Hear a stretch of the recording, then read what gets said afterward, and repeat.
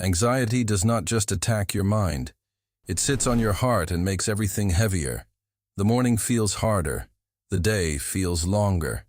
And somewhere underneath all of it is a darkness you did not invite, but cannot seem to shake. You have tried to think your way out of it, prayed your way through it, pushed past it long enough to function, and it keeps coming back. Quieter some days, louder on others, but always there. What you are carrying has a name in Scripture, and Scripture does not just name it, it shows you exactly what moves it. Proverbs 12:25, New King James Version. Anxiety in the heart of man causes depression, but a good word makes it glad. Solomon wrote that thousands of years ago, and it reads like a clinical diagnosis written for this exact moment in your life. Anxiety in the heart, not in the head, not in the circumstances, in the heart, the place where everything you believe, everything you feel, and everything you carry lives. And when anxiety takes up residence there, it does not stay contained. It spreads. It causes depression. That word in the Hebrew means to bow down, to be weighed down, to sink, which is exactly what it feels like when the weight has been there long enough. But Solomon does not stop at the diagnosis. He gives the remedy in the same breath. A good word makes it glad, not a perfect circumstance, not a resolved situation. A word, one good word spoken into the right moment, changes what anxiety has been doing to your heart. That is not poetry. That is how God designed the human heart to work. Elijah sat under a tree in the wilderness and asked God to take his life. That is not exaggeration.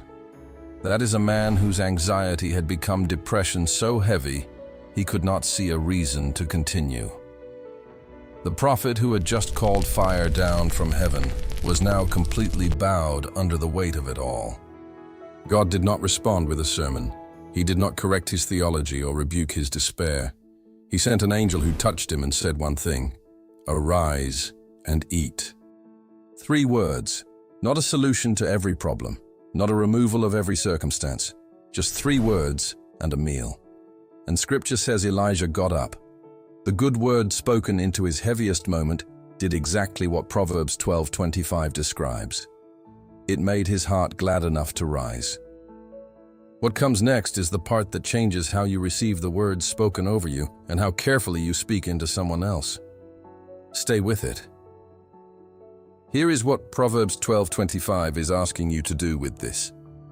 2 things simultaneously. First, stop waiting for your circumstances to change before your heart lifts. The good word is available right now. Scripture is full of it. The voice of God over your life has never stopped speaking. The question is whether you are positioned to receive it. Second, become the good word for someone else. You know someone right now who is sitting under the weight of anxiety, who has been bowed down long enough that they have forgotten what it feels like to be glad. You do not need a sermon. You do not need a solution. You need 3 words spoken at the right moment.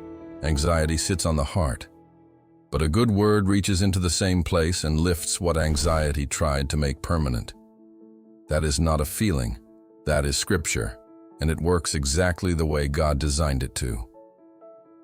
You were not made to stay bowed under the weight, and neither was the person sitting next to you who has not heard a good word in longer than they can remember. Speak one today, receive one today, and watch what God does with both. The next video will show you what happens when you stop carrying what was never yours to carry alone.